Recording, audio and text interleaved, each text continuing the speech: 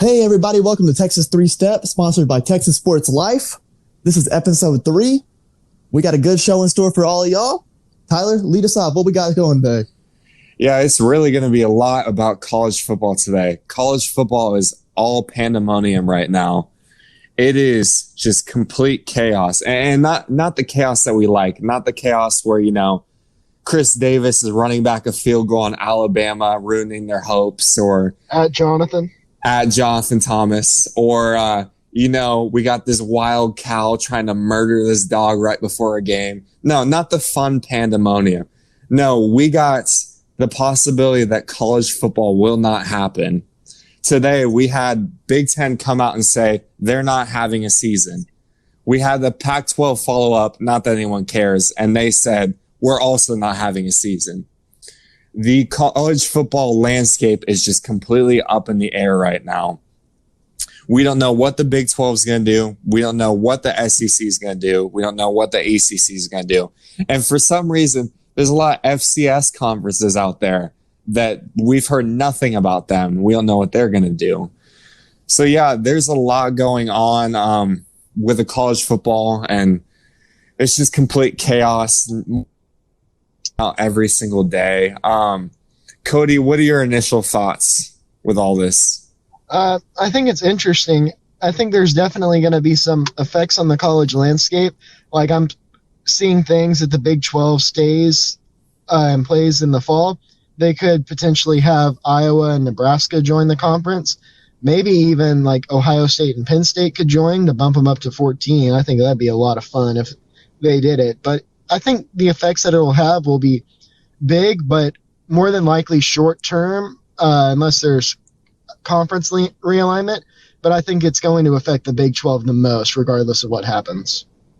Yeah, I totally agree. The way I see this is I think the Big 12 is they're the tipping point right now for college football being completely canceled. They're also just kind of like, they're the conference that's probably going to be split the most, possibly, or taking the most teams. We'll see about that. But they're the most malleable, I feel like. They're the most to change with the remaining conferences. It looks like with the changes in conferences, it seems like there's a lot of ideas thrown out there. Teams could be brought in the Big 12, Nebraska, Iowa. Teams could potentially join the SEC, and they could make a super conference, which would be extremely exciting. I would love to see that. I'm already calling it instead of the SEC, I'm calling it the Super Eastern Conference. I think it's a decent name. Add a mega in there. Super mega. Super mega awesome Eastern Conference. No, extreme conference. Extreme conference, super extreme conference. There we go. Just change all the rules. Let's just have full-on melees.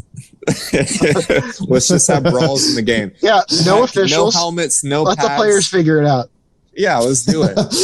Let's go back to pre-1900 rules. Yeah, let's get those leather helmets. Just bash some skulls in. Shout out to Christian. You're really gonna get some CTE. Hey man, we're all hurting. But it's interesting with getting back on topic. It's interesting with all these things like shifting. The question I saw on the Pat McAfee show is like, can they even like change conferences? Like, is that even an option? Like, are they legally binded to like their conferences? Did they sign agreements? Like, are they allowed to leave? That will be very interesting. If the lawyers get involved with all this, it's just all this is going to go to hell for sure. Yeah, who think even knows if we have a season? I think they should be allowed to leave the conference, since the conference is wanting to do one thing and they're wanting to do another thing. But, there's probably some writing that says they can't. But I would think it'd be okay as long as they go back to the conference after the season's over. Yeah, so that's the other thing. Will they play, if you're a Big Ten school, let's say you're Ohio State, are you going to play in this super extreme mega conference? And then are you going to play in the spring in the Big Ten?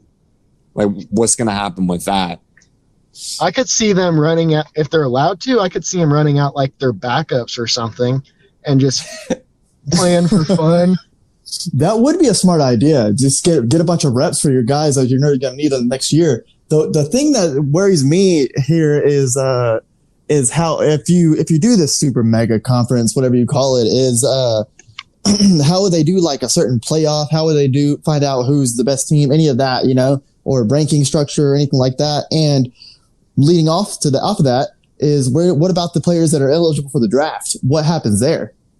Well, let's be real. If the Pac-12 and Big Ten, outside of Ohio State, who could probably still join one of the conferences or may join it, none of those teams probably even have a chance to make the college football playoffs. So it's unlikely that it's going to affect much. Yeah, but getting back to what Q was saying, there's going to be some star players. They're going to be like, hey, why do I even need to play this season? Like, I just want to be drafted, Like, I didn't join college to be a great college football player. I joined to just improve my stock and improve my chances of getting drafted in the first round. Like, if you're Justin Fields at Ohio State, like, why would you want to play, honestly? Yeah. Or why would you want to put yourself at risk? Why wouldn't you just start training? Yeah, I think we'll see a lot of guys do that, but there's also going to be a lot of guys that will play because they want to be the next Joe Burrow and go out and a 6th or 7th round guy and then become the number 1 guy. I was about to say that. You're robbing chances of guys like a Joe Burrow situation where you're a nobody and then you have this insane breakout year and then nothing can stop you. You're the number 1 overall pick. Anybody could be that next guy. You can never tell. And so that's the crazy thing about college football, Yeah, absolutely. But I think for the star players, they're not really in this to like win championships or anything. I don't think. I think the draft is a lot more important to them. But yeah, for the guys that definitely need to improve their draft stock, I definitely could see them playing. But would it be a situation where they would maybe take some games off or potentially, or who knows? Like, there's so many question marks with this. Trevor Lawrence looks like he wants to play. Yeah. Yeah, he does. It could very well come. Sorry, go ahead. I think this could very well come down to just how much the players love the game for them playing or not. Because a guy like Trevor Lawrence, he's more than likely going to be the number 1 pick in the upcoming draft. But it looks like Quentin said, he's going to be on board with playing out of the love for the game. Some other players, I'm not saying they don't love the game, but players, they care more about themselves than their teams, and rightfully so. They want to protect themselves and their future in the NFL. Mm-hmm. Right. Let me ask y'all, with what's been going on with Trevor Lawrence and like all these other star players posting on social media, like, we want to play. Do y'all think that's actually moving the needle? I think so, at least a little bit. I think, especially nowadays, people listen to their social media influence quite a bit more than they used to. And so, you see it in a lot of things. And so I think it at least moves the needle just a little bit, at least. You see it in your players in themselves that they're willing to do this. They're willing to put down their bodies on the line and make something happen here, Yeah, absolutely. The thing I've been wondering though is just like, with the conferences canceling, with some wanting to play, like, obviously they're kind of in this for the money, but like, what is the tipping point? Like, do you need a significant amount of players coming out and saying, hey, we're ready to play? Do you need coaches and ADs to join that? Like, does this need to be a movement? Like, what is the thing that's going to push the SEC, the ACC, and the Big 12 over to actually wanting to play? Well, TCU tweeted today, like, their TCU Athletics and their athletic director both tweeted today, #we want to play. So I think if like you can get the majority of the schools and those conferences going out and saying that they want to play, it's going to force the NCAA and the conferences to let them play. Mm-hmm. If you look at it, I'm sorry, I didn't mean to cut you off there. No, go ahead. But if you look at it, the biggest thing for these universities is liability issues. It's not necessarily even about the virus, and it's about money. It's about the virus, or if one of these kids gets it and it's a bad case, you got a lawsuit on the school's hands. It's something that's going to affect the school, and it's going to affect all the sponsors of the school, and it's hurting all of them, all their bottom line. And if you look at it, it's all about money. It really is. And COVID's a scary thing, and it's something that's affecting the whole world right now. But if you look at the NCAA, it's all about money, and it has been the entire time. Now, what about you go to lower levels like the FCS, like where they're not making a whole lot of money off this, and like also they don't have the infrastructure to basically test and do all these things. It's like, what should they do? Like the Southland Conference, or I think the Big Sky canceled about. The Big South is still playing, I think, too. But like, what would you do if you're the FCS? Well, see, the FCS, that's a different story. I don't mean to cut you off there, Cody, but that's a different story because, I mean, you're right. It's not as much money, but also it's also, I mean, you have guys that come out and surprise you. I mean, every now and then from there. I mean, Carson Wentz became the number 2 overall pick, so it wasn't. I mean, you have players that can come out and surprise you. There's players that are good players in there. And, I mean, honestly, the gap's closing. What was your opinion on that, Cody? I'm the FCS. I'm just telling the conferences do whatever they want. And then if I'm the conferences, I'm probably just going to cancel conference play because it just puts the players at too much of a risk and you're not going to make any money. But I would tell the schools, if you still have commitments to go play like FBS schools that are still playing, go play them and get your money. That's a good idea. Yeah, I think I lean towards that too. I think for sure they need to go get those big games and make money. Obviously, you'd love to see these guys get more opportunities. Of course, they want to play for sure. Like I've been hearing that, of course, while I'm on campus around HBU. And like I feel bad for these guys. They've worked so hard during the spring and summer to get ready, and like might get postponed to the spring. But it might be a better scenario for them if the bigger schools end up playing mostly in the fall and they're playing in the spring. And all of a sudden, like the NFL scouts like have more time to look at these FCS players and see like, oh, these guys are actually really legit. And, yeah, like it could possibly lead into a thing where the FCS might be spring full time. I could see that. I think with all this stuff going on, this is providing a lot of problems, but it's also providing a lot of opportunities going forward to restructure things. I mean, I agree. I agree with that, but then you're not going to have any crazy upset like Appalachian State over Michigan. I mean, that barely happens unless you're like Dakota State now. Unfortunately, I would love to see that for sure. Armani Edwards, man. There is a problem, though. Often. Moving FCS to the spring does pose a problem, though, because there are 2-sport athletes, so it's going to mess the guys who play football and baseball up. There's not very many of them, but it's still going to mess them up, and it's going to put them in a tough bind. It's going to put their schools in a tough bind because the player's now going to have to pick between football and baseball, and more than likely he's going to make one of the 2 coaches mad. That's a great point. I have not heard anybody make that point yet. That is a really good point there, Cody. Actually, Noah brought that up to me. Noah Norwood, our friend, we may do a YouTube thing with him later on for hockey. He brought that up to me a couple weeks ago, and I thought that was a great point he made. Yeah, and not just baseball too. You got track and field, and I think there's some guys that have done basketball and football. It's like what do you do, man? There's not really a great answer right now. Like you have the win-win of like it might give them a better chance of getting seen by scouts, but like you're wanting to be seen by scouts of both sports. Obviously, you're wanting to widen your chances. Does it become a thing where you move other sports? Like, do we just completely rearrange everything? Something they could do is have football start in like FCS football start in like December and have it run through like March, because that's around the time baseball starts.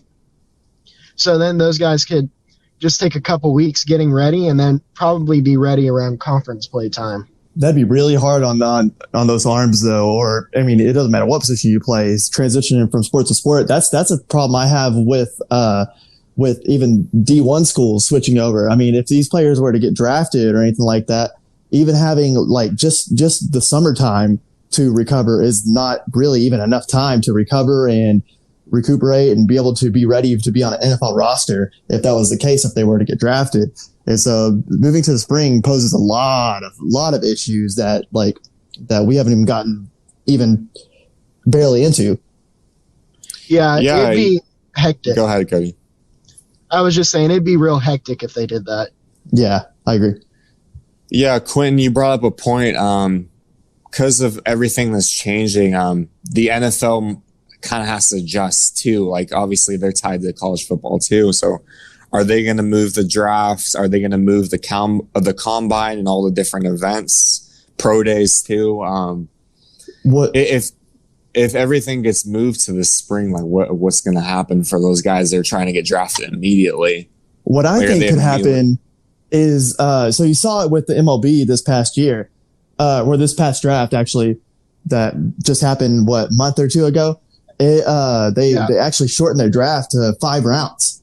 And so I don't know. I mean, NFL's a little different. A lot of these guys been scouting these guys a little bit longer, and MLB, you don't really know how a guy's going to transition from high school to like a college style ball or a more competitive league. It's a little bit more difficult to tell because some of these guys are such late bloomers. I mean, you have the same thing in NFL, but if a guy's freaking 6'3", 240 pounds, I mean, he's going to be 6'3", 240 pounds, And so, yeah, I don't know if the MLB change the draft, but go ahead, Cody. And the thing with the MLB draft, it's such a crapshoot. Like, you have guys who were drafted in the 40th round making it up to the majors, and only one number 1 overall pick has ever made it to the MLB Hall of Fame in Griffey. So that's true. It's such a crapshoot for baseball.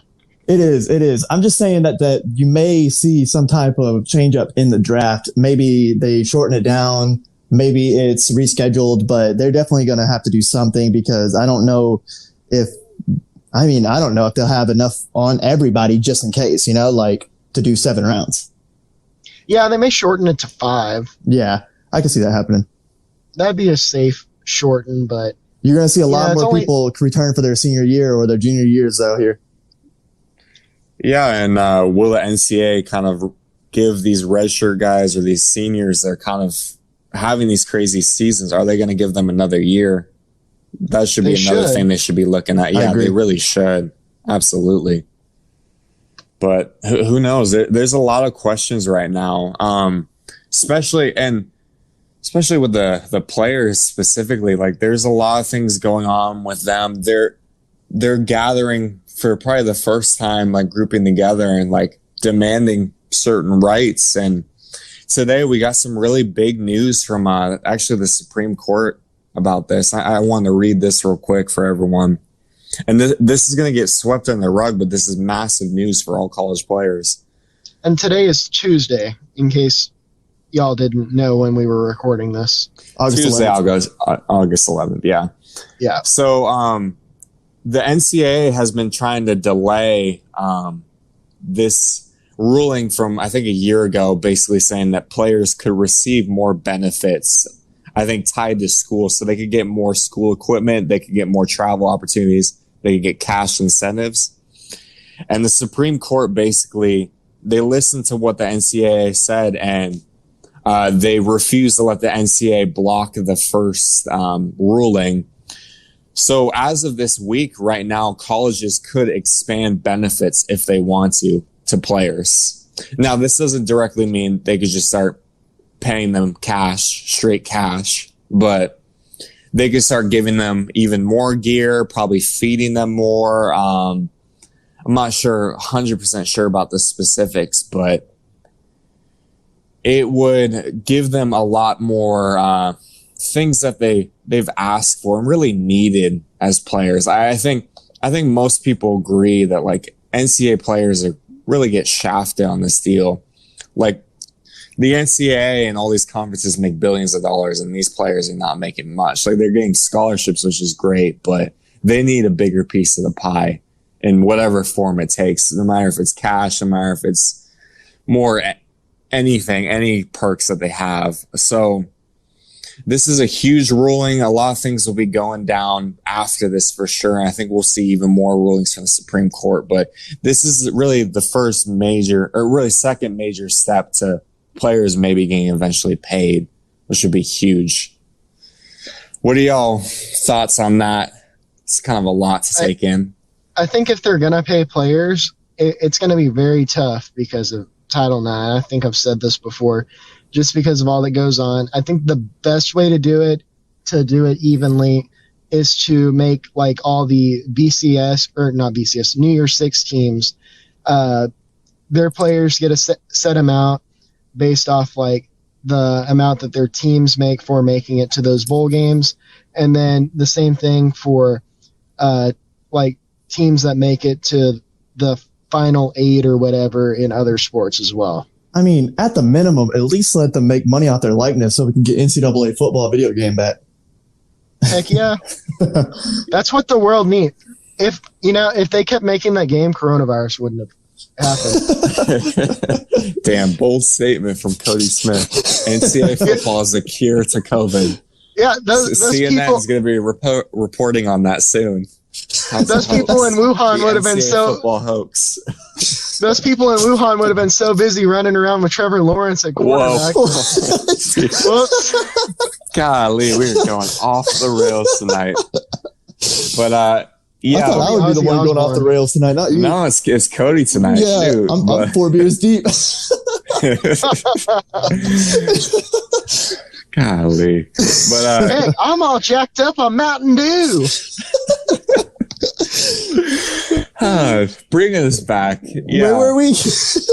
We're talking about the SCOTUS ruling or Supreme Court ruling. That's right. Yeah, so big news. It's going to get swept in their rug. We'll get a lot more rulings going forward, but another huge ruling against the NCAA. The NCAA, the big thing we've learned from all this chaos that's happened, the NCAA is very weak right now, and they're so close to being done. It's time to put them down. Sure.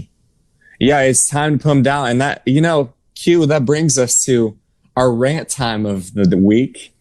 The NCAA needs to go. It is time. We need to take the NCAA out back, put them out to pasture.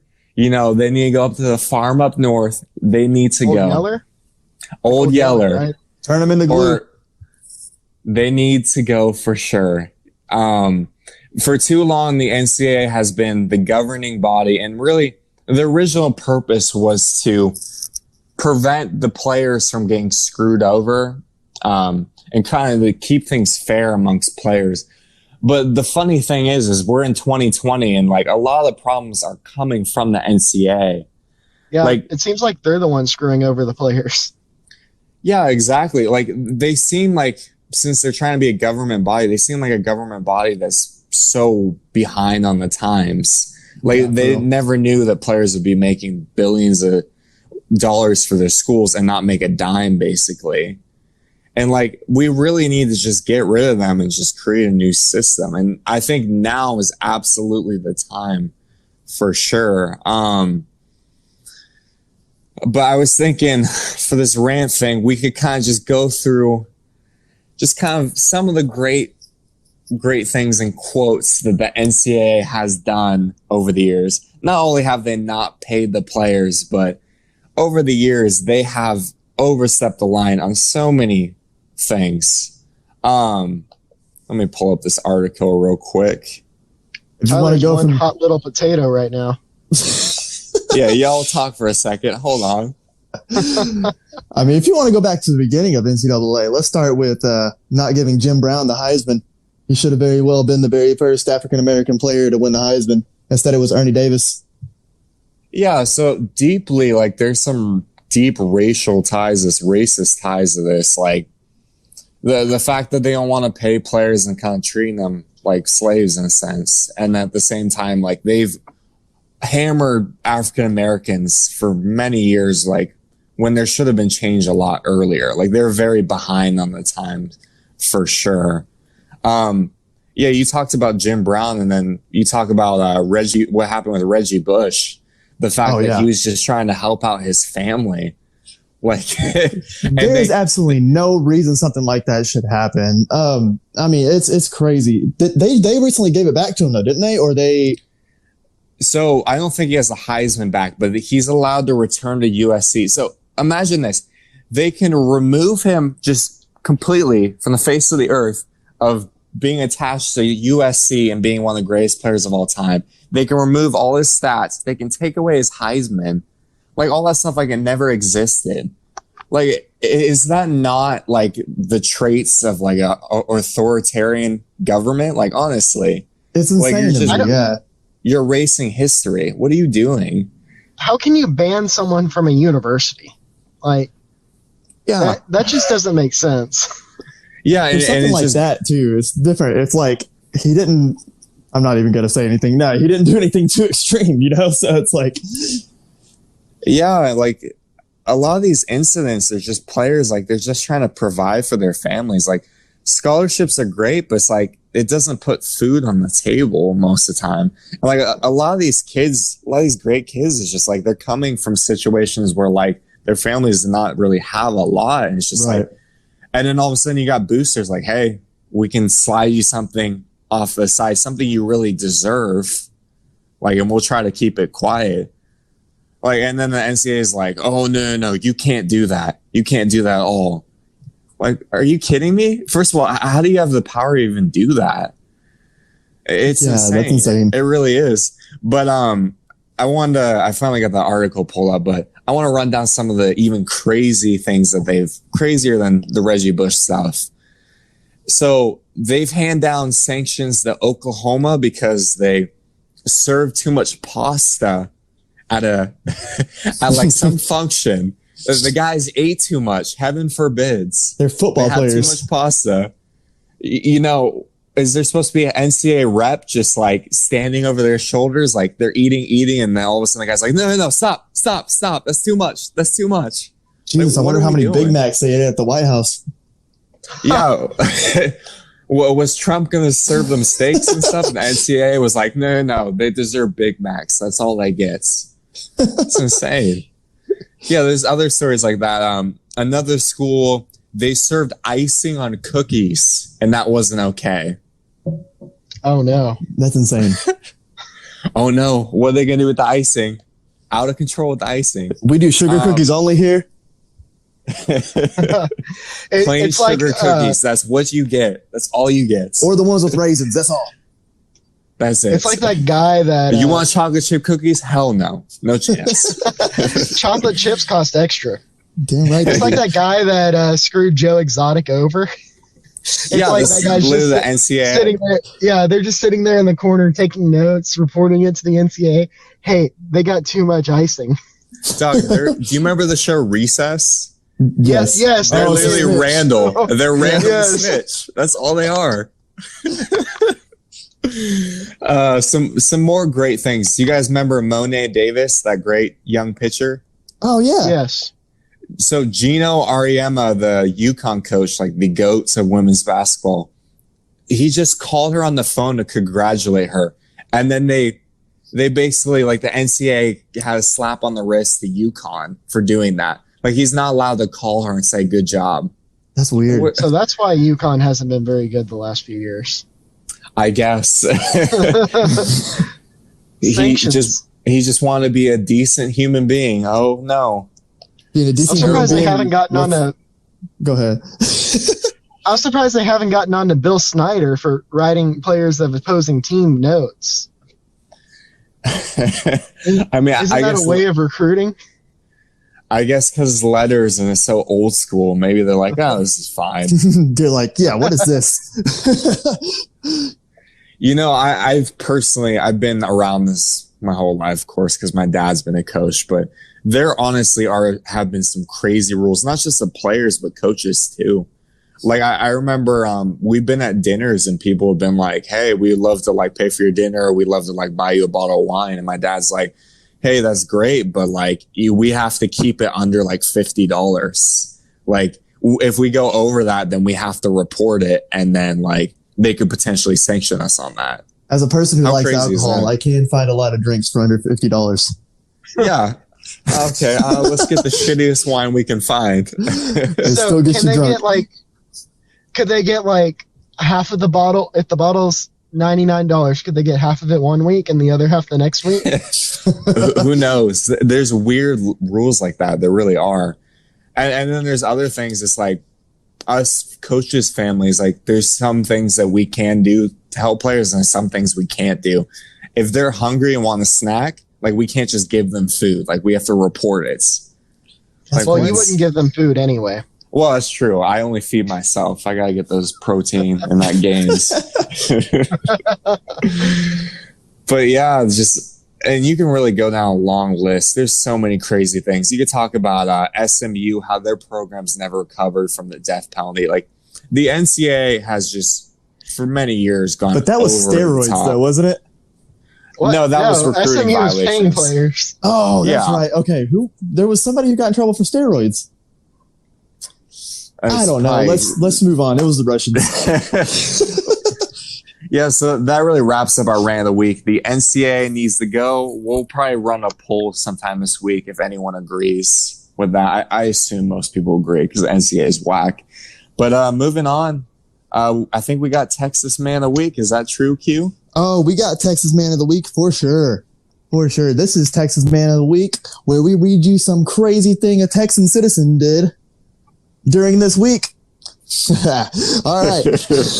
You don't say. It makes Captain Obvious. I can't believe it was this week. Is it during this week? Is it during this month? Is it during 2020? Who knows? Like I said, hopefully it wasn't during 2020.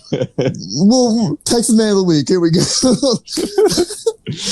All right. All right. A Texas Man of the Week this week. A man posed as a Beto O'Rourke campaign volunteer in order to break into a house and steal a popsicle. The Austin American Statesman reports that a neighbor questioned James Bradford Gibbon II, 28 years old, when she saw the man loitering on a porch. Gibbon, who was wearing a black Beto t-shirt, replied that he was campaigning for Beto for president. A few minutes later, another woman arrived home to find Gibbon in her kitchen holding the wrapper of a frozen treat he just filched from the freezer. Gibbon, who was charged with burglary, also admitted to rifling through a wallet and attempting to hack an iPad. Golly. And that is your Texas Man of the Week. It does get hot in Texas, so the popsicles are necessary. I mean, do I blame him? Not really, but I mean, what kind of popsicles are we talking about? Is it the cheap kind? Is it like a good one? You know, is it, you got Neapolitan flavors? What's going on here? Yeah, like are we talking like those expensive Magnum ones? Or like chocolate wrapped in like caramel with more chocolate? Like those are fire. Shit, I'd still want those too. Probably one of those Dollar Tree popsicles. You get like the box of 8 for $1 there. It's just like the ones that are completely frozen solid. Yeah. Yeah, and they taste like the wooden spoon they're attached to. Yeah. Yeah. You could knock out somebody with them. Yeah. I love about this that one, he's a Beto supporter and he's from Austin. Like, of course. Naturally.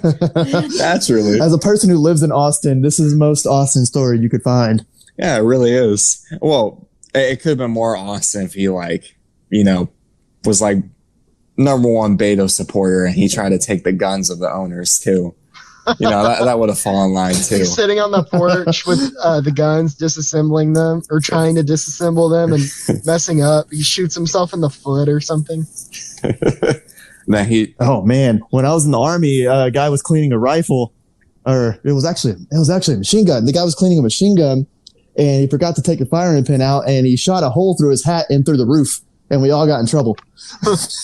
Golly. Of course. Sorry. I know that was a completely left turn there, but I just thought that I'd add that in. It's nice to see our taxpayer dollars are being put to good use. Oh, we're a bunch of idiots. They're not getting put to good use. Just let you know that. Well, you were in the Army, so. Yeah, you would know. Oh, I'm an idiot too. It's okay. Oh, we know. We know. That was my point. I mean, there's a reason you do Texas Man of the Week because you fit the Idiot of the Week category. Oh, you want to hear Texas? You want to hear Quentin's Idiot of the Week? Go ahead. let me tell you something that I did.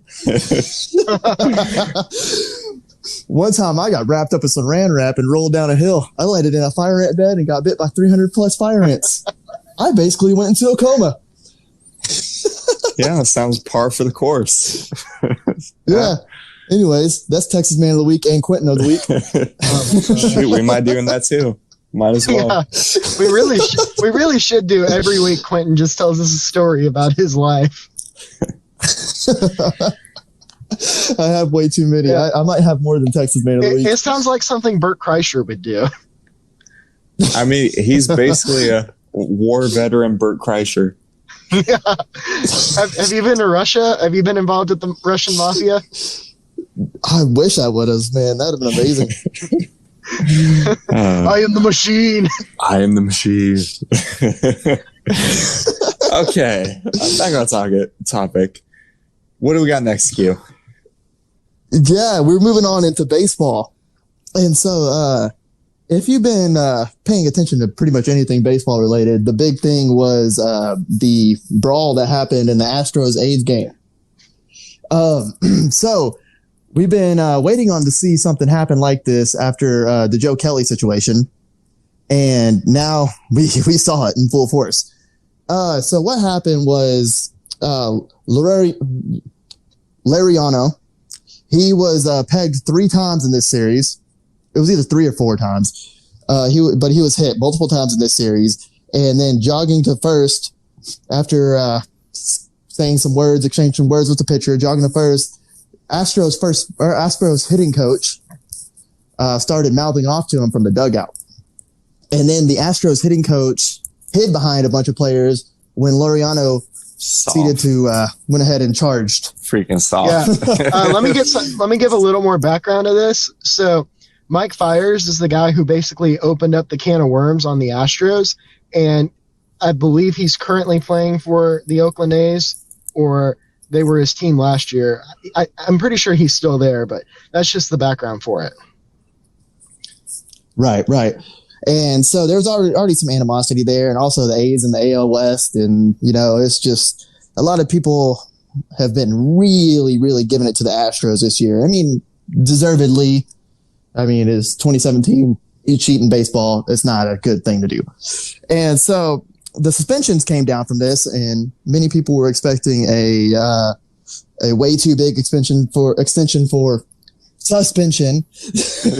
Extension, suspension, whatever it is. Yeah. Words are hard. Words are hard. Words are especially hard. 4 beers in. They are, yes. People were expecting way too big of a suspension for Lariano and no suspension for Cintron, which is the Astros hitting coach. Well, it looks like Lariano only got 6 games and Cintron got 20. Sheesh. And so that's actually a big change of pace for Rob Manfred, who gave Joe Kelly 8 games for just throwing at people and not even hitting anybody.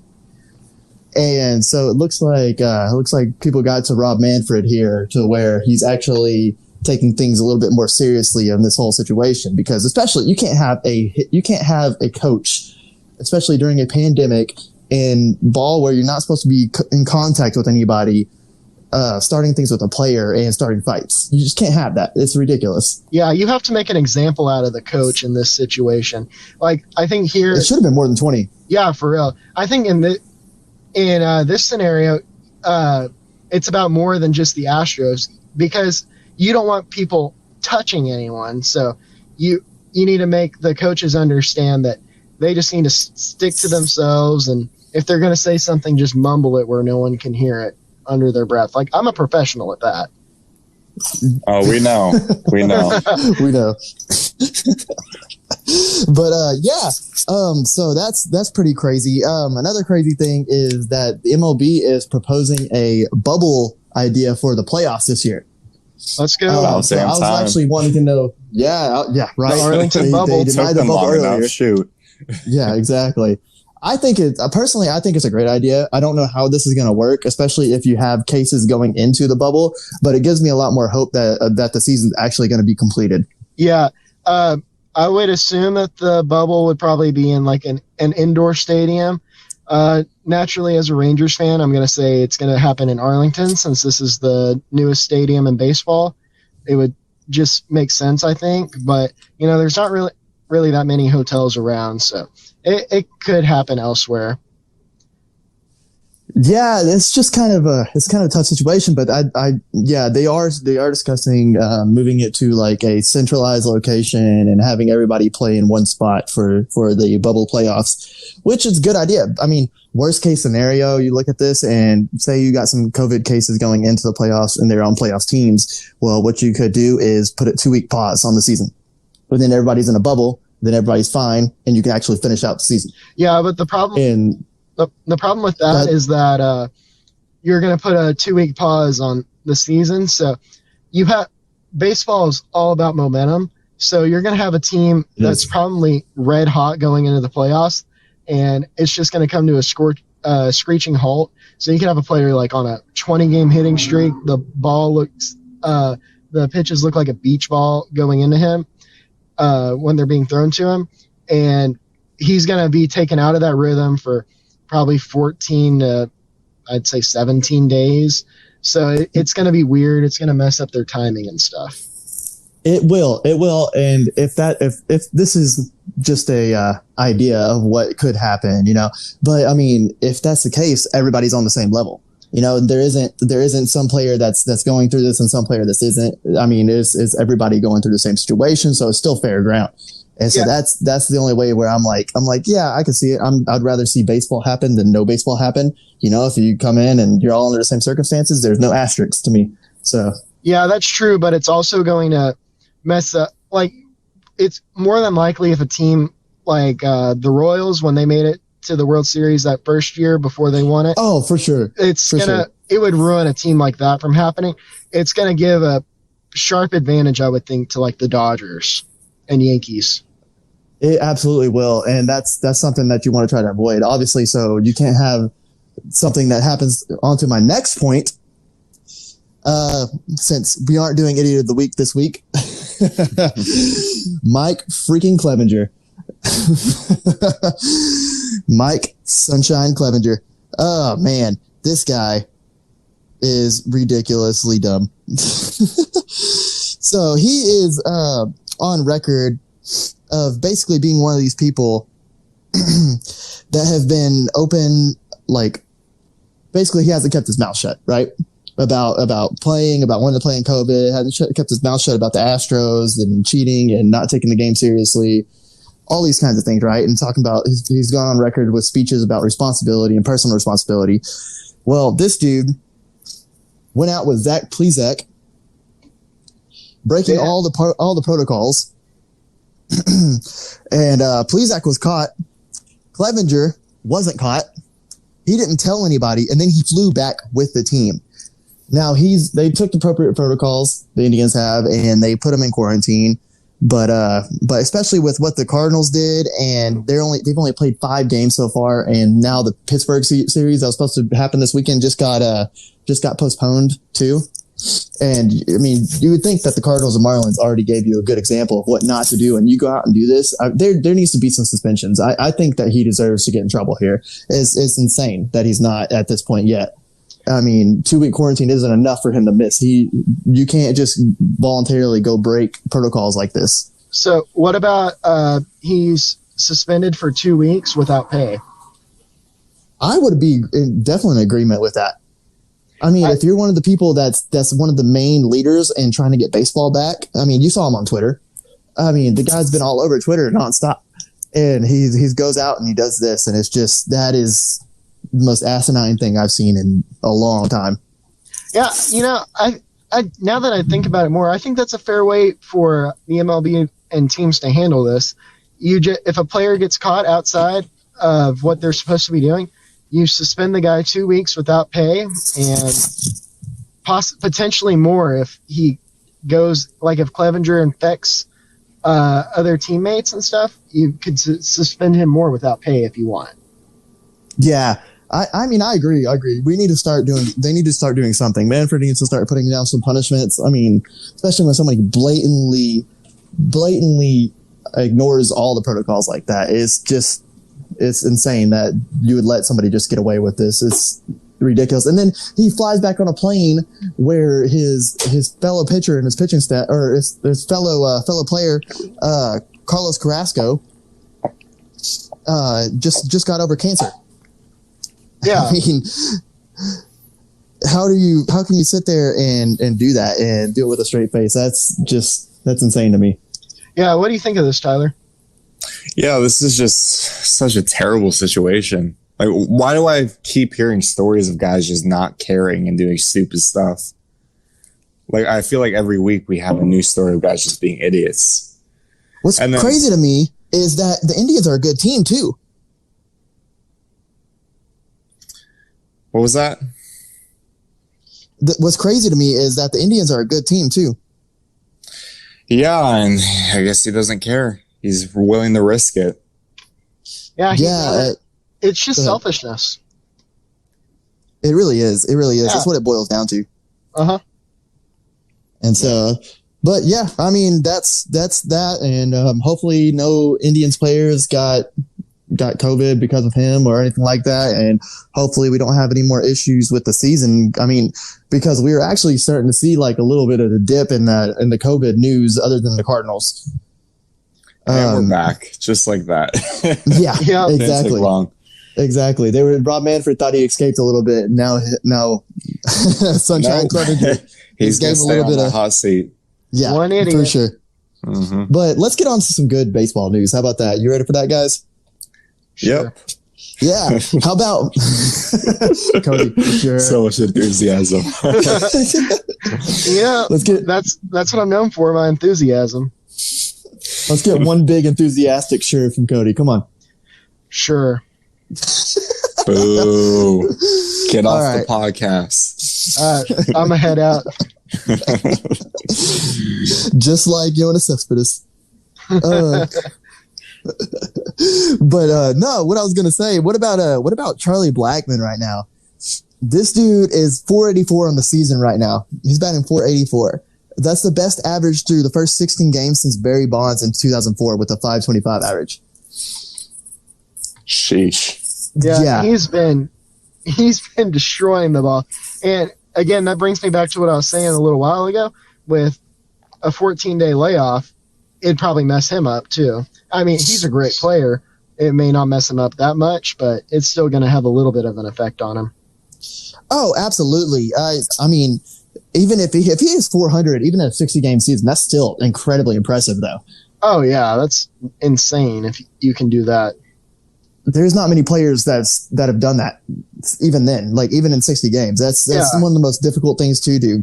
I mean, you can't you can't stop the guy. I mean, I know he plays in Coors Field, and I know that gives him a lot of advantages, but man, in my opinion, he's been constantly a top 5 to 10 baseball player, and he's been so underrated. He gets kind of the same treatment that Nolan Arenado gets by playing in Colorado, and it's just disrespect because of the stadium. And I mean, they're still putting up good numbers outside the stadium. It doesn't matter where they're playing. They're good baseball players no matter what. Yeah, if you're hitting over 400, it's more than likely not just your stadium that's helping you. Oh, for sure, dude. That guy puts the ball in play every time I've ever seen him play. The Rockies are a surprising team to me. Actually, they're actually not surprising considering that lineup. They're leading their division right now, 11 wins to 5 losses, and that honestly puts them second in the NL next to the Cubs, who are 11-3, and which is crazy this year. I mean, they're on pace to make a run at things, especially with the way the season is. And I mean, you don't really talk about playoffs this early in regular baseball, but considering it's a 60-game season and we only have like 40 some odd games left, it's definitely time to start talking, at least putting a little bit on it, you know? And so, I mean, you look at the NL and you see the Rockies here, they're leading their division, and it's crazy year because the playoffs are so different that the top 2 teams in each division make the playoffs, and then there's 2 wildcard teams. And so you're going to see some weird teams that are going to make the playoffs, like the Astros and the Rangers, for example, are both have losing records right now, and they're in battle for second place in the AL West. And if one of them has a losing record, they're still going to get a playoff spot over somebody else that doesn't have a losing record, that would have a winning record, And so it's pretty crazy to think that, but that's just the way things are going this year, and it's just going to have to be, so be it, That's the way baseball go. That is the way baseball goes. But let's talk about that Central Division for a second. That division is horrible. I just want to rant about how bad it is for a minute. Like, you have, I think, 2 teams that lost 100 games last year, and then a bunch of garbage teams mixed in too. You talking about AL Central? Just the baseball. Well, yeah, the AL Central's horrible, but just the Central in general, because Pittsburgh is 3-13. Yeah. So, they'd be on a 100-loss pace. Yeah, you got the Royals at 7-11. The White Sox are actually looking decent this year. They're just a young team. Once they put it all together, though, they're going to be scary, but I don't think it's going to be this year. Yeah, Detroit's been surprisingly good at 9-6. I don't think they keep that up. Oh, no. I definitely don't think they keep that up. And then on the NL side, you got Pirates. You just covered them, and you got Brewers 7-8. I mean, arguably right now the AL West is a little bit worse than both of those, because you got the Athletics at 12-5, which are leading the entire AL, and then you got all losing teams. Well, I think just the West in general is much tougher than the Central, because the West has so many teams that are like around the 500 level, except for like San Francisco and Seattle. But I think outside of those 2 teams, I could see any combination of those 8 teams making it to the playoffs. Yeah, that's true. I mean, even if you run through like the Angels, they have Ohtani, they have Trout, they have Rendon, they have Pujols, I mean, yeah, they have a good batting lineup. They just have no pitching. Get any pitching? And so, yeah, I mean, you can run through any of these teams in the West, and you're gonna hit some heavy hitters. I mean, Gallo with the Rangers, Springer.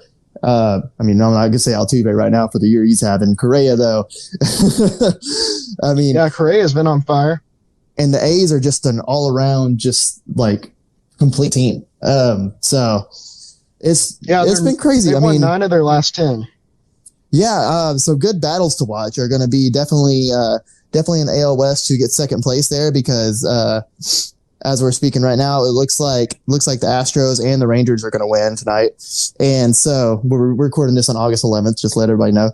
And so that would actually keep the Astros in that second playoff spot. The Rangers held it until yesterday, when Lance McCullers went into a 7-inning no-hit bid. And so another big one to watch is going to be the Tigers and the Indians and the White Sox. They're all neck and neck right now, with the Twins up 11-7 in the division. And then looks like the Yankees and the Rays may run away with that, because I don't think the Orioles are going to hold up, and I don't really buy the Blue Jays this year.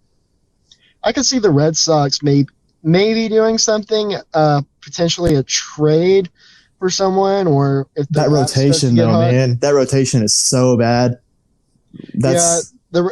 They may just need to rebuild. Yeah, do a quick little rebuild. It is the Red Sox, so they can go out and buy anybody. So, and then you got the Marlins in the East and the Braves. Marlins are number 1. They are.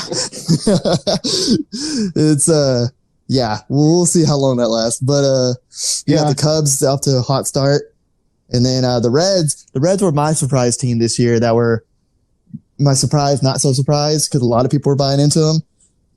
But they're 8-9. I mean, they're not too far out of anything right now. They're in a playoff spot because of the playoff format. And then the NL West is just loaded right now. The Rockies, Dodgers, Padres. I mean, even the Diamondbacks are a solid team. And the Giants. The Giants are even holding their own right now. And so it's a stacked division. It's just to keep an eye on, So I think the Mets are about to free fall, though, because Stroman backed out of the season, I think, on Monday. Yeah, I believe it was Monday, and Stroman basically pulled a Cespedes and said, "I'm out of here." Yeah, he didn't even pitch an inning this year, which is crazy. But that has to be. He got that service time and left. Yeah, he got that service time and left. Which I don't blame him with the way that MLB players are treated with their service times. I don't really blame anybody for trying to take advantage of that. I mean, MLB teams constantly take advantage of of their young players by making them hold them down. Yeah, Chris Bryant's a prime example of that. They hold them down for way too long, and then they get an extra year of control out of them, and it's just stealing years of their prime. And it's just it's not a good thing for them. Let's finish up baseball real quick. I just want your prediction for the winners of each division, and you give yours, and then I'll give mine. Well, I was going to touch on some Rangers and Astros updates real quick too. Oh, okay. Go ahead, and then we'll wrap up with the predictions. Yeah, absolutely. I'll give you some predictions here in a second. So some Rangers news. The Rangers and the Astros are in the race for that second place, and so you got some different dynamics coming here because the Rangers are a young team looking to compete again, and the Astros are a team that's supposed to be in World Series contention. And so the Rangers, some big things coming up is Isaiah Kiner-Falefa is turning into a super stud guy. He's becoming an awesome player. His glove is just phenomenal, and I think eventually he takes over for Elvis at shortstop. I mean, he's hitting in the 300s. He's fielding everything. He's making web gym play after web gym play, and it's just amazing.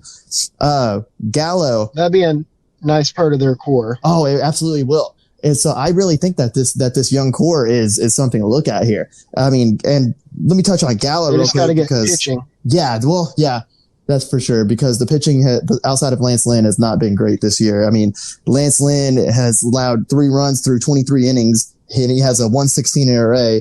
And Mike Minor, although he had a good outing tonight, I mean, his velocity's been down. He hasn't been the same pitcher as he was last year, where he was in Cy Young contention most of the season.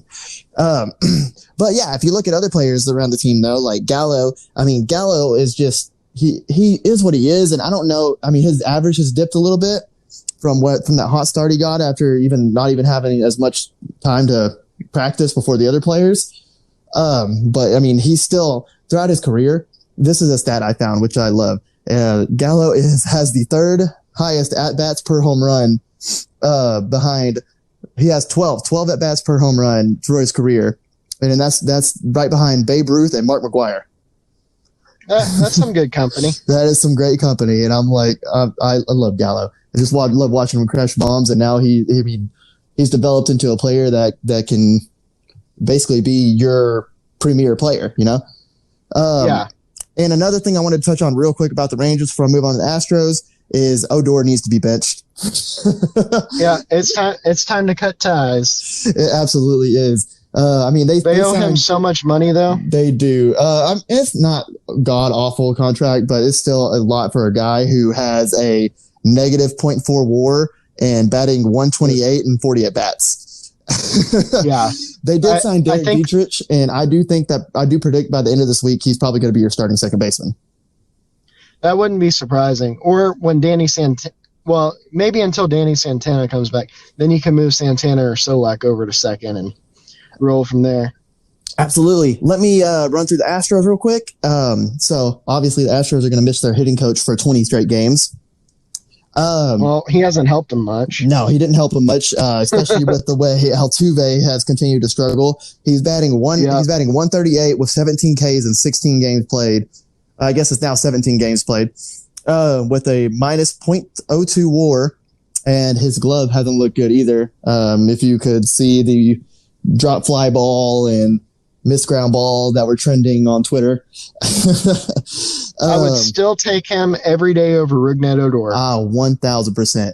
1,000%. I mean, you could see the frustration in Altuve, and the dude has just let it get to his head, and it's not looking pretty right now. I do think that eventually he'll turn it around, but it's not looking good. Slamming his helmet down. He's just angry after every at bat. Another thing I want to touch on is Lance McCullers is looking really, really good, taking a no-no into the 7th. I mean, the Astros bullpen still allowed 4 runs, but he did take a no hitter into the 7th after a terrible outing the outing before. Really good for their rotation, and they really, really need him to step up if they're going to be a contender this year. I mean, other than Altuve, the rest of the team has really picked it up, especially with Correa, who's up to a 349 or 345 batting average with already a WAR at .9. And there's a couple of notable guys I really wanted to hit on that are looking really, really good. that are already above a 0.1 or above a full 1 WAR, and that's Tatis Jr., Lance Lynn, Yastrzemski, Charlie Blackman, and Aaron Judge.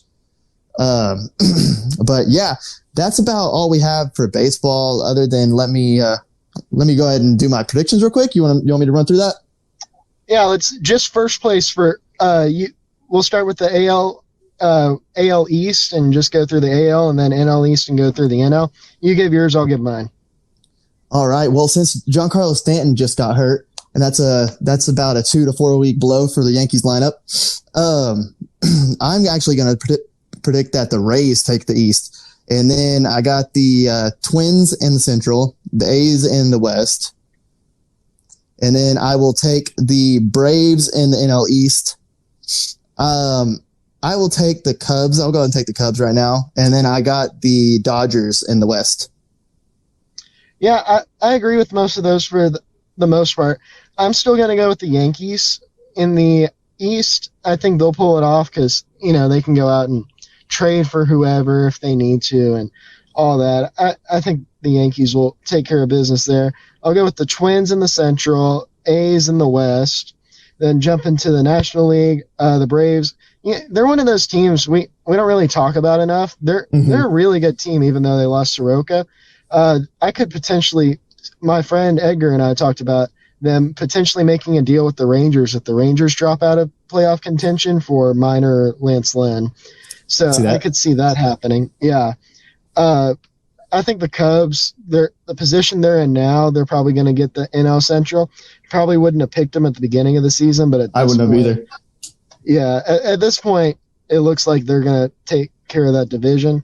And then in the West, the Dodgers, I think the Dodgers will eventually start to pull away. Oh, for sure. They have so much talent on that team, you just can't. Yeah. But, yeah, I'm going to leave baseball here. I'm going to leave you with one thing to watch for the rest of this week, and that's Kyle Lewis for the Mariners. He is turning into a hell of a player. He already has a .9 WAR on the season, and he has a .373 average, and he's just it looks like they struck gold in him. So keep an eye out for him, and that's about it for baseball. Jumping over to the NBA, the NBA announced earlier this week that they're going to do an all-bubble team with the best players from the bubble, and I believe an MVP award for the best player from the bubble. And then we're going to talk about the potential Mavericks playoff matchup, the potential Rockets matchup, and our picks for the players of the year, and how the Western Conference 8th and 9th play-in games is starting to sort out as the season winds down. So let's talk about the NBA all-bubble team first. Did y'all get around to doing your team? Yeah, I looked at the stats for sure. I know exactly who the first person I'm picking. It's definitely Dame time. I got Dame Lillard on that all team for sure. Heck yeah. I think he dropped 61 tonight against the Mavs? Oh, he went off. He is playing like an angry man. It's almost like Patrick Beverley and all those guys are just the fuel to the fire, and he's just going off now. He's going to make those guys regret clowning him. Yeah, and I watched the end of the game. So whenever I watch a Maverick game, they lose, and for some reason I turned it on. I watched him walk off the court after the game. He had a scowl on his face. He was angry, possessed right now. Yeah, he's on a mission. I don't know if his cast can help him get to face the Clippers, but the Clippers are in trouble if they play him. Yeah, absolutely. You know what this reminds me of? He's going like full MJ. I'm taking this personally. Remember that picture? Oh yeah, he is not a very happy man right now. Not one bit. Who you got, Cody? So for my first guard, I also have Damien Lillard. Coming into the game where he dropped 61, he was already averaging 33. That number is probably going to jump up to like 37. And he was averaging 9.5 assists a game too. Sheesh. Who else you got? My second guard, I have Devin Booker. I had to put in a guy from the Suns because the Suns are undefeated so far in Orlando, and you just had to keep. I just had to put Booker. He's averaging 31.7 and 6.5 assists. I don't know if those numbers have been updated since their 7th game, though. Who'd you have for your second guard? Yeah, so I had it's kind of tough for me. James Harden has been playing really well, but I think the book show, he's been fantastic. And he's doing it with a worse team by far. And I think they're 7-0 right now in the bubble, which is insane. He's been going off. They are. He's been shooting really well. Like you said, 31.7. Let's see what else he's got. Shooting 51% from the field. Like, that's so damn impressive. I totally agree with what Draymond was saying. Like, if Booker was on a better team, like, he'd be nominated as MVP right now, and he'd be playing for a championship. Like, if he wasn't on the Suns, things would be so much better for him. But the Suns are 7-0. They lost Ayton for 41 games because of that weird PED suspension. Yeah, I don't think that's reality, though. Like, they're not that good, obviously. Yeah, they need a couple more pieces to get to the point where they want to be. The top teams in the West and the East have been playing like trash. The Lakers have been garbage. Like, oh, yeah. It's the bubble situation has been very weird right now. Like, a lot of the bottom teams are playing really well. Probably because it matters a lot more to them, obviously. Yeah. And the top seeds are underplaying, of course. The way the Lakers have been playing, I could see Damien Lillard taking I don't know if he beat them, but I could see him giving them a lot of issues. Yeah, he's definitely going to give them a lot of problems, and that's going to carry over to the next round for them. They're going to be exhausted.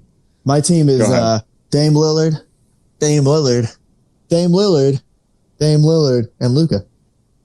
Positionless basketball. Oh, I thought you were going to go all 5 Dame Lillard so I could finish that Chappelle joke. Dang. Dylan,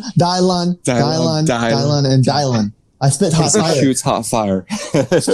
What about Lonzo? Well, no. You were talking about bookshelf. Hold on a sec. Can we spend a minute just to point out how wrong Cody was with the Lonzo prediction? Golly. You said he was going to make it tough for the Lakers. First of all, Pelicans are out. And Lonzo he had to get to the Lakers. Yeah, that was pretty bad, Cody. Hey, he's the GOAT. Worst hot take than Stephen A. or Skip Bayless right there. I don't know. Damian Lillard's on a full-on prove you wrong Skip Bayless tour. So yeah. Seriously. And he didn't get to play the Lakers, so technically my hot take isn't wrong. He helped me make my hot take not happen by shooting the Pelicans out of the playoff contention with that easy schedule. Can we talk about for a second just JJ Redick's 13-season streak coming to an end because of those scrubs on the Pelicans? R.I.P. JJ. He literally dropped, 32 in the final game? He did all he could. Pull up and shoot like JJ Redick. It's just unbelievable. Like, come on. Zion's supposed to be Rookie of the Year. What is he doing? Playing like trash. Golly. Well, he's only playing 20 minutes a game. Yeah, part of it is their coach is absolute trash, too. Yeah. Oh, yeah, it's just res Zion. Nobody wants to see that. Who do you have for your first forward? First forward, I'm going to put TJ Warren for right now. This isn't really in order, but he's one of my forwards. He's been fantastic, shooting 58% from the field, 52% from 3. He's just been a breakout star during this bubble. I hope he had a bad last game. I hope this is like reality, like this is him consistently going forward, because if that's the case, the Pacers are dangerous. They really are. Oh, yeah. With Oladipo and Sabonis to go with Warren, that's a great trio. Yeah, and the crazy thing is Miles Turner is not playing well at all right now. You got him playing well, too. Whew, that's going to be tough. Yeah. I have TJ Warren as one of my forwards, too. 31-6 is absurd. Yeah, where did this come from, honestly? I don't know. Out of thin air. Yeah, they better have him pee in a cup. For real. Yeah. For real. I put my pee in a cup. Put my pee in a cup. Put my pee in a cup. Who do you have as your other forward? Sorry, y'all can cut that. No, we're keeping that. We're keeping it. Other forward. This is a tough one. I was those first three spots for me are like no brainers, but now it's just like, who do I got for that? I think this one was a no brainer. Actually, I'm gonna surprise you. I think I'd go KP, Kristaps Porzingis. He's been very good for the Mavericks. That's all I gotta say on that. I don't have Porzingis as my forward. I have him as my center, but I have him in a tie with Giannis. KP coming into the game against the Blazers, he was averaging 29.4 and 10.2 boards, and he's a menace in the paint on defense. He's been a great plug for the Mavs. But you can't go wrong with Giannis either. He's averaging 31 and 12.8 boards. Yeah, absolutely. I think I'd have Giannis probably for that last spot with Michael Porter Jr. as like a sixth man or whatever. Oh, notable honoree. Mention. Yeah, honorable mention. And Giannis, whatever. Giannis has been really good. I think he's still not playing to the level that he can play, though. Oh, yeah. They locked that one seed up, and he's just like, I'm going to take it easy and shoot some threes. Yeah, and he's hitting them, which is crazy. Yeah. Unbelievable. Yeah, Porter Jr. has been terrific. All he needed was playing time. Yeah, that's all I need, is just to recover and just kind of get that rhythm, which comes from playing time, of course. All I need is some playing time. Okay, Uncle Rico. Back in my day, I used to be able to throw a football a quarter mile. Coach would have put me in and we won state. Heck yeah. Maybe you should play for the Pelicans. Damn right. That's what they needed. Be better than Lonzo. Seriously. Anyone's better than Lonzo. Shoot. I could have granny shot that and shot better than Lonzo. Hey, put Jack and Moon in there. For real. For real. Everybody love everybody. Damn you, Titus. Damn, we got so many references this episode. For real. And I doubt anyone's going to get them, which is unfortunate. Hopefully some people get them. Yeah. I'm so holding out. The last player I had on my all bubble team, I bet you can guess this. It's going to be Luka. 33.4 points, 11.6 assists, and 11.6 rebounds. He's probably been the best all-around player in the bubble, statistically speaking. I don't know about that. Okay, coming into tonight's game, before Lillard went off. I was about to say, he didn't drop 61. That didn't happen. Yeah. I'm going to go ahead and give Lillard that MVP for the bubble. Yeah, for sure. Like, that's no-brainer, unanimous. I would say, roll it back real quick, I would say Luka has been the most consistent player in the bubble, for sure. Yeah. He's been excellent in the bubble. I think he was pretty bad in tonight's game against the Blazers, but outside of that, he's been terrific. Yeah, we'll just act like we kind of recorded before then, We didn't know about that. We only saw Damien Lillard's stats. We didn't see his. Well, the stats we have are from before today's games, so just in case y'all didn't know or didn't realize it by now. Yeah, just ignore all the times we said Damien dropped 61. That was just a prediction, Yeah. Uh-huh. We're just Notre Dame. It was cooked up in our stat lab over here at Texas 3-Step. Yeah. I would say that Luka would probably be in the top 3 for MVP in the bubble. You'd say Luka's top 3 and would be top 3 in MVP voting for the bubble?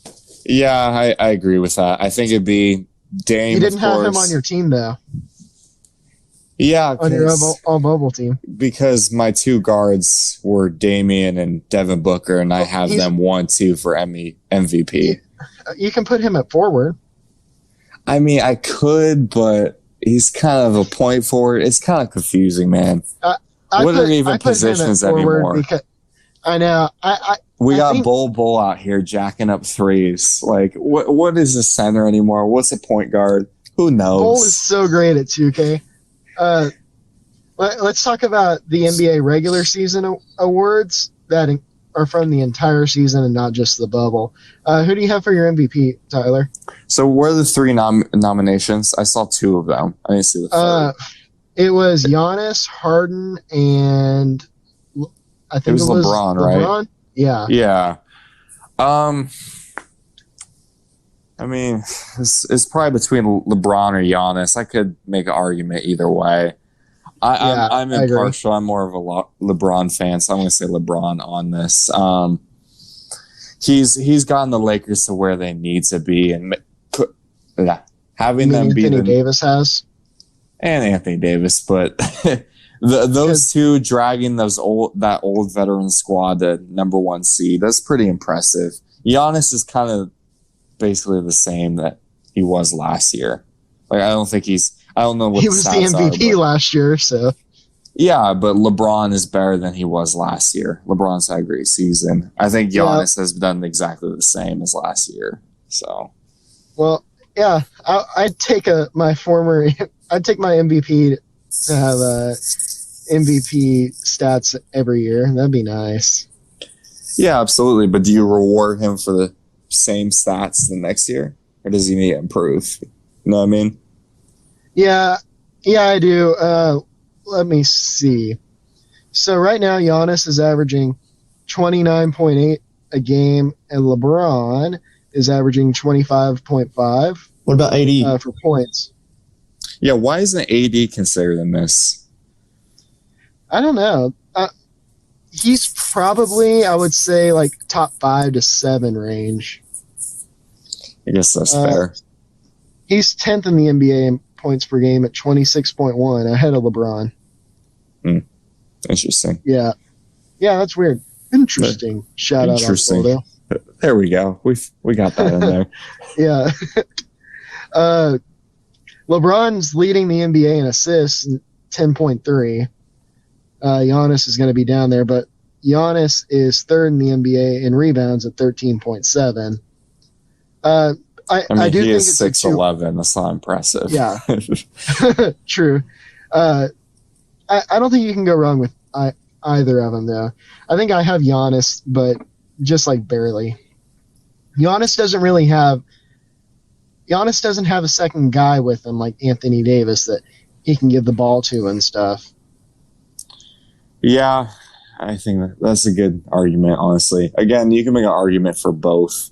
I think the fact that LeBron has significantly more assists and he's just bringing more to his team than Giannis is. Well, he's going to have more assists because he kind of plays point guard sometimes for the Lakers, and he has Anthony Davis on his team. Giannis dominates the ball just as much, though. He's putting his head down. He's not really looking to pass. Yeah, but I don't blame him. No one's stopping him. He doesn't have an Anthony Davis, though. Why would you pass when you're a scorer? That's true. Exactly. Well, he does have a lot of good role players, though. Hey, I don't need no role players. Give me Giannis's skills, man. I'm gonna be a ball hog galore. For real. I'll be worse than Melo. Quentin, who do you have for MVP? Who do I have for MVP? Yeah. Oh, Giannis for sure. I give him that. If you said James Harden, I swear. I give him that. Off this podcast. We would have kicked him off the show and someone else to replace him. No, don't get me wrong. James Harden has had a pretty good season, but no, not MVP. Here's the thing: I will never give James Harden MVP because I seen the chin that comes underneath that beard. Is that? I don't want to ask questions about that. No, you don't.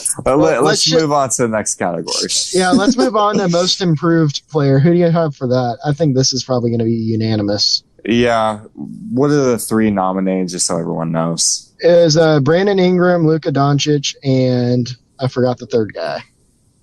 Yeah, it doesn't matter. It's Brandon Ingram for sure. Yep. I think you didn't say Luka. Yeah, I wanted to make a case for Luka, but Brandon Ingram has just gotten so much better that I can't do it as much as I want to. But if you'll allow me to make a case for Luka, I think it's harder to become. I think it's harder to go from good to really good to great than it is to become from like average to really, really good. I agree with that. That would be the argument I would make for Luka. But now, if you're really going off the essence of the word, like most improved, then it's not Luka, obviously, because he's not the most improved. But it's harder. I would say that's the harder step to take, arguably. Yeah, I think it's harder to go from Rookie of the Year to an MVP candidate than it is to just go from a mediocre player to. I think Ingram was an All-Star reserve guy.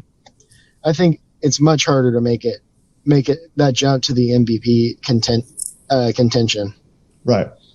But no, I agree with both of you. I do. I'm just trying to play the ladder there.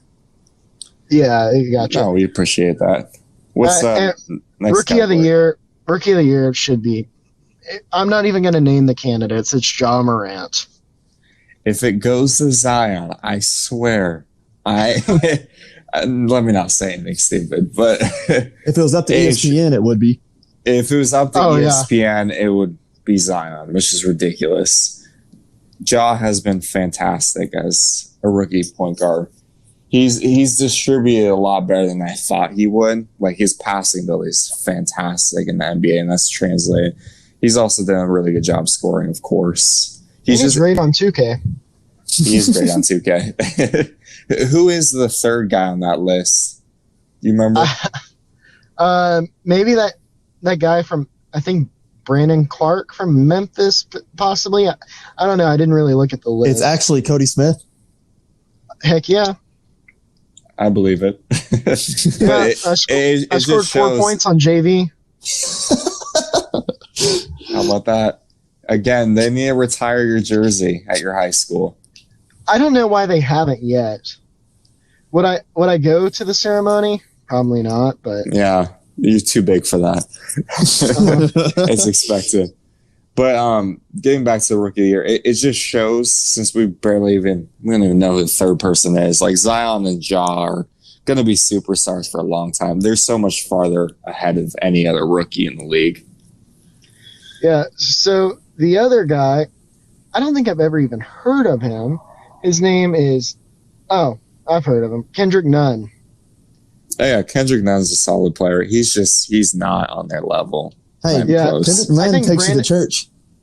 I think Brandon Clark would have been a better option as the third guy, even though they're not going to win. Zion being a finalist is a joke, though. I mean, it was guaranteed no matter what. He didn't even have to. Like, before he even played a play in the NBA, it was guaranteed. He was going to be nominated at least. They wanted to give it to him so bad. It shows how stupid some of these awards are. It's so rigged. Yeah. What's the next category?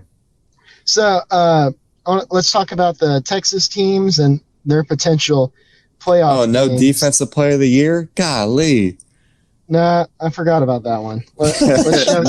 just like most people. Yeah, let me pull it up. It's not James Harden. How about we say that? Yeah, it's definitely not going to be James Harden. I think it's like three big men. I think it's Giannis. It's Anthony Davis. Anthony Davis was one. Giannis and Rudy Gobert. Oh, Rudy Gobert. Rudy Gobert. He shut down the entire NBA. He did. So he won. There we go. Be him. There we go. We're done. Let's move on. All right. We are all in agreement on that. So let's jump to playoff scenarios. Right now, I think it's pretty locked that the Mavericks are going to play the Clippers in the first round. I think them losing today sealed it. So they'll probably lose in like 5 games because any other team in the playoffs, I could see them taking to 6 or 7 games or potentially even beating even the Lakers. But the Clippers are just like the Clippers are matched up with them perfectly with their style. Yeah, I totally agree. And then for the Rockets, they're still kind of up in the air.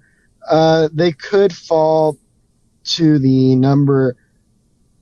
There's a chance they could fall to the number 6 seed. since they have 2 games left, they've already clinched the division. There's also a chance they could jump up to the 3rd seed if they win their next 2 games and Denver loses. So they could play they could play Oklahoma City or Utah in the first round. Oklahoma City or Utah. Let's talk about that real quick. I think, what team would you rather not play if you're the Rockets? I'd probably rather not play Utah just because playoff Chris Paul, he may get broken again. Yeah, that's probably more than likely. I think, the Jazz they have more weapons too. Yeah, sure. Like Donovan Mitchell, going up against him would worry me more than going up against Danilo Gallinari, or however you say his first name. No, I think you nailed it. Well done. Thank you. Yeah, I give you props on that. Mm-hmm. Thank you, sir. The Jazz, though, they've struggled in these few games in the bubble. But I've seen a change from the regular season now. They're trying to feed it more to Rudy Gobert, and I think that's a problem for Houston with that small ball. Oh, yeah. Houston and Utah may be a matchup like the Mavs and Clippers would be. Like, I don't know if Houston would be able to mess with Utah enough, but then again, Utah doesn't have the scoring to keep up with Houston. Yeah, so really whoever dominates whatever they're best at will end up winning the series. So really, if James Harden and Russ, it kind of comes down to if James Harden and Russ are shooting the ball well, more than likely the Rockets will win. Yeah, I could see that game going down to 7, though, and I think there will be a couple games Houston blows out Utah, and there's going to be some games where there may be 1 or 2 games where both teams score under 100. Yeah, I can see that happening too. Let's move on to the next teams. All right. Well, let's jump to the battle for the 8th seed. It's pretty interesting right now. Portland's win against the Mavericks just put them up into the 8th seed. The Kings and Pelicans have already been eliminated. So right now, Portland is half a game up over Memphis and Phoenix, who are tied for 9th. And then San Antonio is half a game behind. Actually, no, San Antonio's tied with them. So it's a 3-way tie for 9th. San Antonio quietly hanging around. No one talks about them at all. The problem for San Antonio is, so Phoenix and Memphis, they both have the same winning percentage at 45.8%, but San Antonio is 45.7%. So they're going to get screwed over if it's a 3-way tie. Yeah, honestly, I think the way it's shaping out, I don't think it really matters who gets the 9th seed. They're all going to get served up a nice slice of Dame time, and Dame Time's just going to blow them out. And they just got to win 1 game, so I think Portland will do that for sure, and they'll get the 8th seed. Well, if Portland loses and Phoenix win, or Phoenix or Memphis wins, then then Portland would fall to. Well, if Phoenix and Memphis both win, Portland would fall out of the playoffs, and those 2 teams would play each other.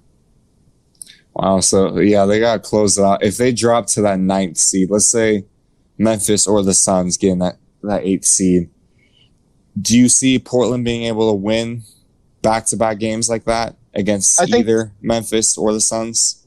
I think they beat Memphis because they have more experience. Phoenix would be tougher because the way Phoenix has been playing right now, they've been playing so well, it'll be hard for them to win. Yeah, really, that would be exciting games, honestly, to watch. The Suns against the Portland Trailblazers. It'd be Book against Dame, who can drop the most points and carry their team the most. Yeah. And then jumping to the Eastern Conference real quick, Miami and Indiana, that could be a good 4 versus 5 matchup. Right now, there's a game separating the Pacers and Sixers for the 5 and 6 seeds, and they each have 2 left. So that 4 versus 5, well, really 3 versus 6 and 4 versus 5 will be interesting. Boston's right now number 3. Yeah, the way I've been looking at this is the Bucks better hope they get the teams they want to play, because there's a lot of dangerous teams in the East. Like, I've been talking about how great Toronto is. I still think Toronto's the best team in the East, but the Heat are definitely dangerous. And if TJ Warren's playing really well, the Pacers could also make an upset too. Yeah, the East it's just a weird conference. You don't know who's going to really come out of that. Like, honestly, anyone from 1 to 6 could come out on top. Yeah, I'm happy though. Like, no more just Cleveland against Golden State. We're back to having competitiveness across every division. Yeah, now it's just going to be whoever wins the East is going to go catch an L to the to one of the LA teams. Yeah, the LA teams are going to be playing inspired by, playing for Kobe, and they're going to definitely be handing an L to whatever chump in the East wants to play them. Although I think the team that would challenge, well, we could talk about this probably in another episode, but I'm obviously very high on Toronto. I think Toronto could at least challenge one of those teams, but I don't think they have a chance of winning. Yeah, it'll be interesting to see. Hey, Quentin, who do you have going to the finals? Who are your who do I have teams? going to the finals? Yeah. I'm going to take the Clippers and the Bucks. Okay. That's solid. Solid. Who you got, Tyler? I got shoes.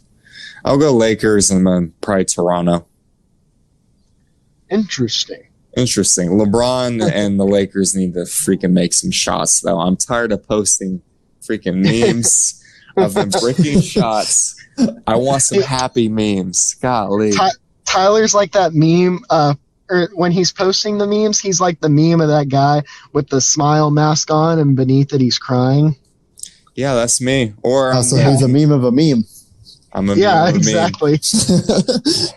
Another meme of the meme is those memes of the people painting like a clown mask on their face. That's me every time I think Danny Green is actually going to shoot the ball well in the game. Yeah. You just have a memeception over there. Yep. Meme within a meme. The way the Lakers have been playing, I'm not going to pick them to go to the finals. I'm going to go with the Clippers instead. But it wouldn't surprise me if the Lakers turned it around. It could just be LeBron and Anthony Davis taking it easy and letting Danny Green brick everything and then not giving him the ball in the playoffs. But yeah, I don't know what it is with LeBron teams, but they always seem to be packed with veterans. And for some reason, the veterans step up in the playoff time. Yeah, because all the veterans follow him everywhere. Seriously. Including one, J.R. Swish, who I'm hoping will start getting some more playing time and hope going off. I'm rooting for him. I'm rooting for the GOATs, Caruso. This is just a fun team. It really is. Yeah, Caruso, he needs to go to like the Cavaliers and just take over that team in City, become their new leader since LeBron left again, and lead them to a championship. Lol. That's not going to happen. It's Cleveland. LeBron is the only one who can break the Cleveland curse, not Alex Caruso. As much as I love him. So Caruso needs to come to Dallas and take over in Luka's spot and lead the Mavs to a championship. I mean, let's be real. Him and LeBron had the same hairline, so. Oof. Seriously. So let me do my Eastern Conference Finals team. It's going to be I'm going to go with the Bucks, but I'm not going to be surprised if it's someone else though. Milwaukee's one of those teams where if you can force the ball out of Giannis's hands, you probably have a good chance of winning. Yeah, I don't. The supporting but they'll cast take that L in the finals. Yeah, for sure. The supporting cast is good around the Bucks. I don't see a second guy that's going to step up for them. And if Giannis starts having bad games, it's just like it's over. Toronto is just, it seems like they have so many weapons that can step up. They have Kyle Lowry, they have Siakam, they have OG, who's playing really well now too. Like, they just have more. They bring more to the table, and they're just a better defensive team. Yeah. You could probably convince me to picking Toronto. Oh, I will.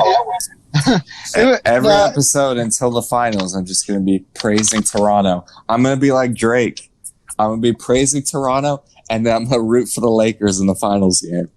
Okay, so will Drake find a way to get down to Orlando and get in the bubble and be at those games? Nah, they're going to put him on that screen. It's going to be so stupid. He's going to be every person on the screen at the Raptors. He's going to be wearing every jersey of every team. Hey, he's been down so long, it looked like up to him. Boo. Boo. Golly. Why did you have to do that? Boo this man! We're so close to wrapping up an excellent episode. You had to work in some sorry-ass line. Golly. There's a Drake lyric. Yeah, I know. Everyone knows. Everyone's heard Drake. Well, I don't think Cody has. Well, Cody's stuck in like the 1980s. The only Drake I recognize is the one whose brother's name is Josh. Sorry, stepbrother's name is Josh. Boo. Both y'all terrible. We're just going to give Tyler horrible jokes and bother him to end the day before he goes and edits this. Also, shout out to Tyler for editing this. Yeah, shout out to myself for doing all the work. Shout out for me for drinking now 6 beers. Oh, jeez. Hey, you drank that other. We didn't even hear you open that one. I'm not great at NBA. Tyler's not great at baseball. Sir. Yeah, exactly. But let's wrap this up real quick because we're still on air. Yeah. Thanks, guys, for listening to this episode. Hope you liked it. As always, give us your feedback. For the most part, y'all know us and see us or have our numbers or something. And if you don't, just send us a message on whatever social media IG or Twitter. Speaking of that, follow us on those at Texas 3-Step. Also, follow us on Spotify and YouTube so you can get the alerts. YouTube on Saturday, we got our next UFC fight preview coming up for a pretty big fight on Saturday. So that should be pretty exciting. We're going to try to get a hockey preview out too, talk about the Stanley Cup playoffs and maybe a little bit of Stars action too. One of our friends, Noah, is going to hopefully come on and join us and talk some hockey. Yeah, that'll be on YouTube too. Yeah, he'll be on the cast with me, and we'll do a little mini cast. And also, while you're at it, hey, I'm gonna be there too. Oh, you are gonna be there. There we go. Yeah, I will not be there. we gotta have 3 people on it. It's the Texas 3-Step. That is true. That's true. We gotta have 3. That's true. But, I gotta find 2 more people for UFC. Yeah. Tyler, just talk really loud in the mic. I'll just do 3 different voices like I'm schizophrenic. But shout out to Texas Sports Life, who's still our sponsor. And that's basically it. That wraps it up. Thanks again, guys, for listening. Peace. Osvaldo. Deuces.